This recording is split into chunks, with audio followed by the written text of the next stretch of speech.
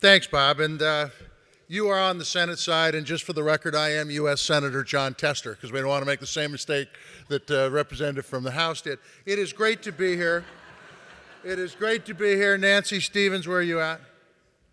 She's there. Well, anyway, we want to say thank you to her.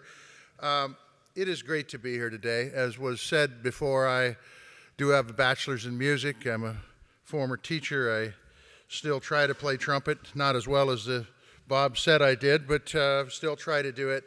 And don't hold this against me. I'm a perpetual Elvis Presley fan. Yeah. But I just want to talk about how music's affected me, and then I want to talk about how it impacts this country, because quite frankly, that's the reason you're here, and I'm glad you're here. This is a good-looking group, probably all A students. I wasn't that way. Started out school and was average at best. Wasn't very highly motivated. Whoever's fault that was, I'll take most of that blame. Had basic general music in elementary school, but nothing too cool. And in 5th grade, they started band. And in 5th grade, I started playing trumpet. And my folks had always said to me, you're going to have to do something very, very well. We want you to be the best at something when you go to school. Trumpet was that best. It motivated me to the point where I got better grades in school. I actually started to play sports better than I used to play before. And quite frankly, put me in a position so that I had enough self-confidence, because when I was a freshman in high school, the senior first chair trumpet player, who was a genius, I beat in a challenge. So I beat the smartest kid in the school. And so that gives you self-confidence. It gives you the ability to do anything, and ran for student body president.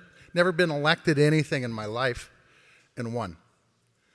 And was able to take that experience and go to college, get a degree in music, go back and teach in that very same elementary school where I learned, and be able to see the looks on those kids' faces when you turned them on to music.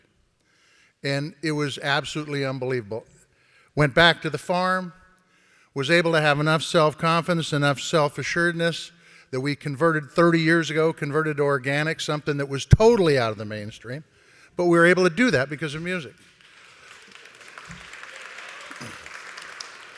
Was able to, in 1998, bring myself to the point where I was going to be able to run for the state senate.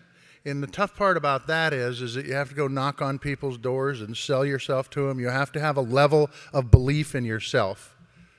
Music gave me that level of belief in myself to allow me to go do that. So, when you're here and you're moving around on Capitol Hill, what you're doing is very, very, very important for the country.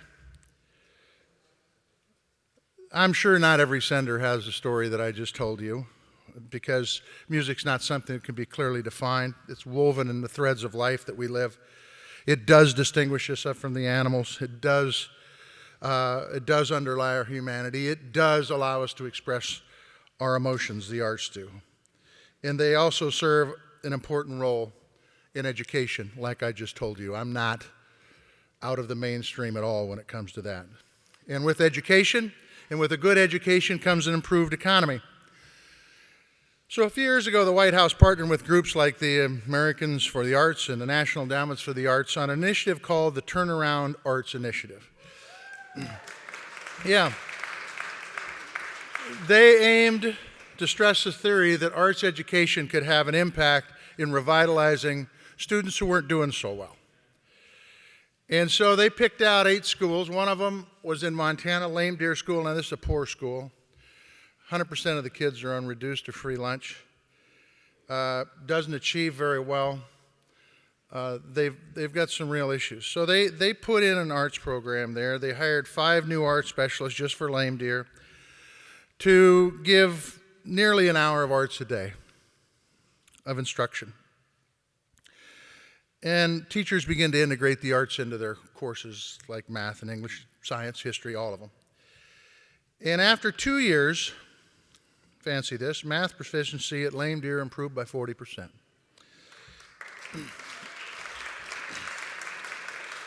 Those of you that are in the arts, particularly music, know that math and music are attached at the hip. There's no doubt about that. So that's really not surprising. What is surprising, for me anyway, that it was only 6 out of 8 schools. Should have been 8 out of 8. What is surprising also is that 7 out of 8 schools had improved reading proficiency. It's incredible. I mean, it's so important about the roundedness of the person, the whole of the person. So thank you for what you're doing here. And that's one of the reasons that the Every Student Succeeds Act is a good bill, a step in the right direction, because it includes the arts in the definition of a well-rounded education. Aside from the obvious, it also allows local school districts to tap into one of the biggest federal funding pools in Title I and Title II for arts education. Establishes arts education grants. Just put it this way, it's a good program, because just as we saw in Lame Deer, you're going to see in schools across this country, as school boards, and I was a school board member at one time, by the way, just as school boards hit financial crunches, they take out physical education and they take out the arts, and that's just the wrong direction to go. So, ESAC also incentivizes schools to not only offer STEM, but STEAM, including the arts, to make sure that we have the arts when it comes to engineering and technology and science and all this good stuff. And you know, folks, and some of you that are in the arts may hit this, that are in college. You know, you can't make a living at the arts. And I'm here to tell you that money does not equal happiness. And that is a fact. And I'm going to tell you that the ability for you to go out and get an arts degree, or at least get educated in arts, is going to provide huge benefits for you moving forward. Because it teaches you how to think differently, the arts do. It values creativity over replication. It values innovation over routine. And trust me, if a student can master skills like this, they will never have to live off of mac and cheese or ramen packets.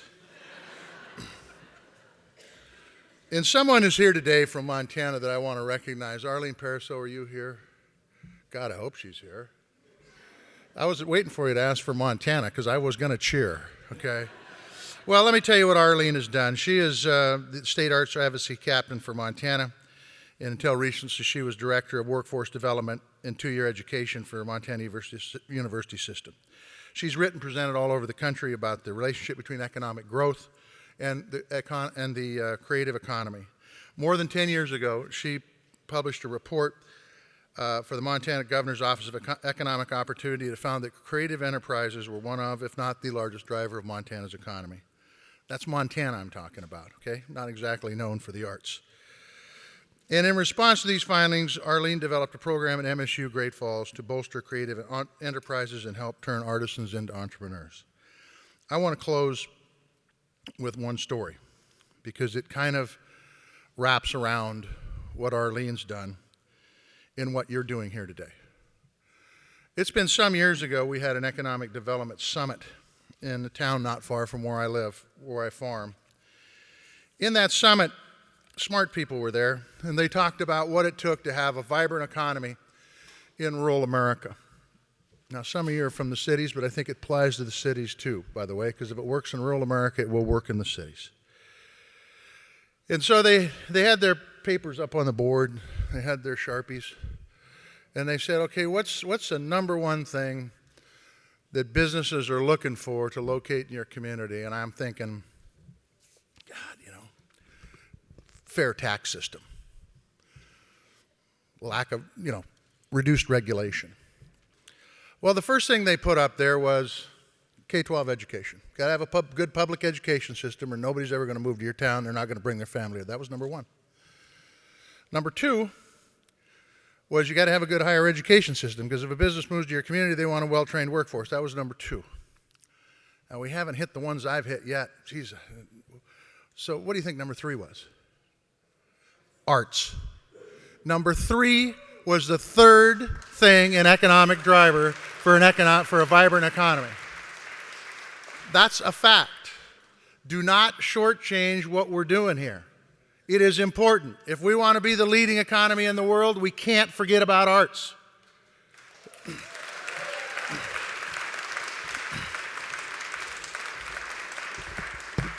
But the most important thing, and it's why I applaud every student who's going to school and college here, the most important thing, and I'll just tell you this, and I do have a minor in psychology, so I can say this. Without the arts, your happiness will be surely diminished. It is critically important as you go through life, if you're going to have a quality life, and I don't give a damn how much money you make. The importance in this world as we go through it is that we are happy with who we are, and the arts will make you happy with who you are. God bless you all.